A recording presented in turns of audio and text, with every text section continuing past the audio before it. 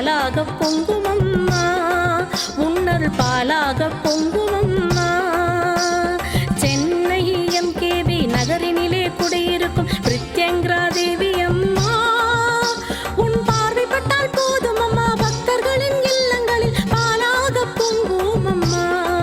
உன்னருள் பாலாக பொங்கு